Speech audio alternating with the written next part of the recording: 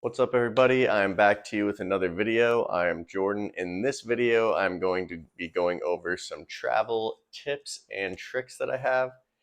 Throughout the past few years, I've been able to travel a decent amount, not as much as some people, but pretty good amount. And I've had quite a few friends and family members ask how we are able to travel so often. This is something that I've spent lots of time researching and really just trial and error. So to start, I guess I will jump right in to finding flights. This is something that is a key and generally one of your biggest expenses while traveling, especially as a budget traveler.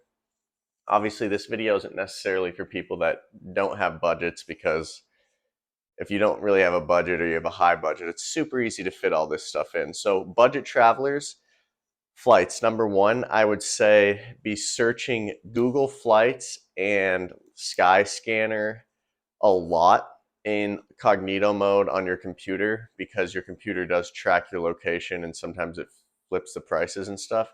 And you have to really look like every single day. And one key to this, honestly, the biggest key, is having flexible dates that you can travel. On Skyscanner, you're able to explore any date anywhere in the world.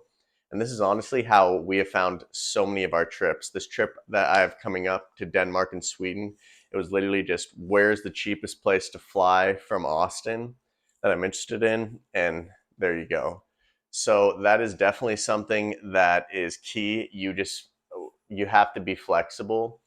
You have to be flexible in where you want to go and your dates, which I know is hard for a lot of people, but if you're able to take the time off, or if you can work your schedule around or whatever, that is absolutely the cheapest way. You can find some very cheap flights.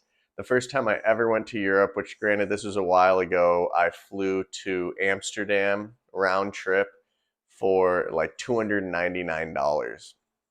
Flights are normally not the most expensive part about my trip. It's normally the accommodation, but there's obviously tricks that you can get that down as well. So for me, I would say stay flexible and look, don't have a set location. But another thing you can do, and that I've done also in the past, is if you are okay with taking layovers, and don't hate on a layover. I was able to spend about 12 hours in Japan one time because of a layover, and it was amazing.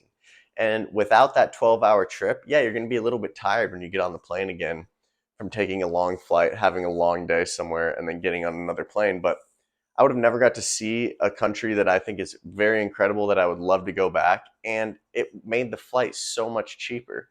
When you're searching and you see like 36-hour plane day or whatever, that seems crazy.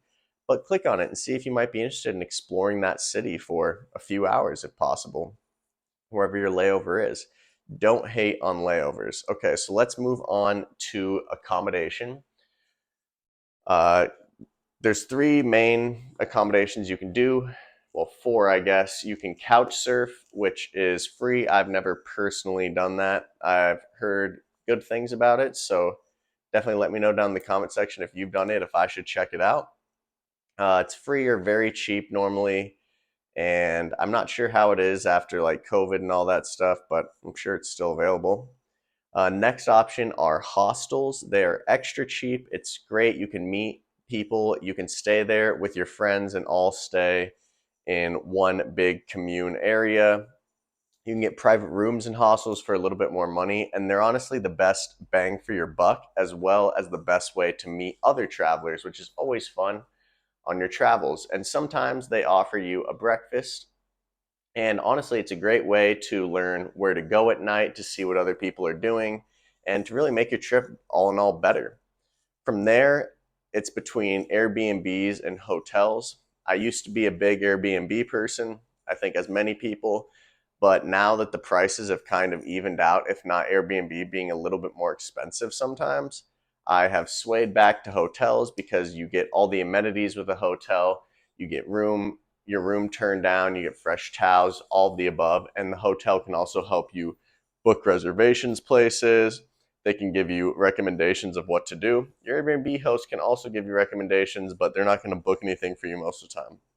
So for me, hotels right now, I always check both because obviously if there's an Airbnb that's nice, nicer than a hotel and a better price or at least a better value, I'll always take that value. So really just shop around and do what you think is best for you.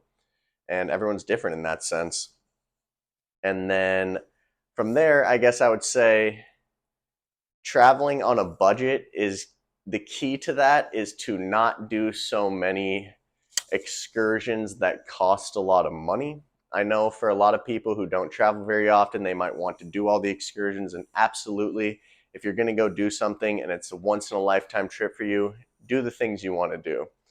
Don't hold back because other people are telling you it's not worth it or whatever. It might be to you. But for me, I like to walk by all the things, do the free things because, believe it or not, there are a lot of free things in every city. For example, if you go to Italy, you can pay to go into one or two of the churches. And for sure, go see the Vatican or whatever if you want to see that. But you can also go into hundreds of churches for free, and they're all very beautiful, the free ones as well as the paid ones. You can go find free art galleries, you can find free parks to walk around, all of the above. There's paid things, there's free things, and normally the free things are better because, in my opinion, it's just better because it's normally what the locals are doing, and that's the experience that I'm trying to get. So that really hits the nail on the head of how to do cheap travel. Another thing that I do is I only travel with a backpack. This backpack right here, it's a Burton backpack. It just has one zip. It goes all the way around. You pack it like this, like a suitcase. It's got these 3 pockets and a laptop pack. This thing I have fit under the seat. When I've had to, I've put it up in the storage bin, and I've never had to pay for it before. That is a huge thing for me. That obviously that cuts your flight expenses quite a bit because bags can get pretty expensive, especially when you're flying in foreign countries. And also, it makes it way easier to see a lot more, do a lot more. You can move hotels, you can move hostels, you can go to different cities, you can take trains. You can do all that with a regular bag too, just a lot harder. It's super easy with a backpack. It's a couple must-haves that I have. There's not much. I mean, I do all of my footage on my phone. I bring a tripod. I bring these little microphones. But other than that, I would say definitely have a day pack because you're going to want to bring water with you. You're going to want to bring an umbrella, which is another must-have, I would say. You don't want to get caught without an umbrella, though you can always buy an umbrella, which is nice. Obviously, bring all of your chargers and your toothpaste, all that stuff, whatever. Everyone knows to bring those things. But if you are flying abroad or traveling abroad, I would definitely recommend getting one of these, which is a outlet converter. It converts to all the major outlets. You can plug in all the major outlets. This is definitely a lifesaver with all of your chargers. You don't have to carry, this one's perfect because it's all in one. You don't have to carry a bunch of different ones, so it's nice. This is not a must-have, but it's something that I have. It's just a Garmin GPS. In case I ever get lost, I can always use this if I don't have phone service, because sometimes even when you buy phone service in another country, it's not always the best, which leads me to that point of buying phone service. You can either get no service, just roam on your phone, which obviously doesn't really work and it costs a lot of money, so I don't recommend doing that. You can buy a service, like a SIM card when you get to that country, which I personally have not done, though I've heard great things. I know a lot of people do that. And then some phone services, mine included, you can get like wireless or whatever, Wi-Fi, have your service all over the world. And that's what I prefer to do. I think on the new iPhones and potentially other phones too, they've eliminated the SIM cards and you can just get like online SIM cards or whatever. Obviously, I think that would be the best bet because sometimes even with my phone service, it gives me like 4G around the world or whatever. But some places it's just not great. Like I was in El Salvador this past year, for example, and my phone service was not non-existent, but not great there. And then finally, this is more so for my wife to make her feel more comfortable, but a lot of people obviously would feel comfortable with this too, and it was super cheap on Amazon. It's this portable door lock here. You just put this thing right into the door and push this thing in, and you cannot break down the door. I mean, you would have to have some serious strength. I'm sure it's possible, but it's something that gives you an extra feeling of security. Let's say you're in a hostel or an Airbnb that's shared.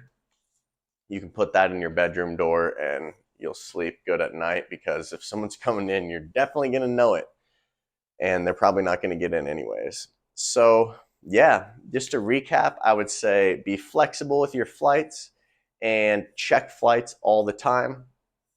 Don't hate on layovers. Sometimes they're a blessing in disguise and they can make your flights much cheaper.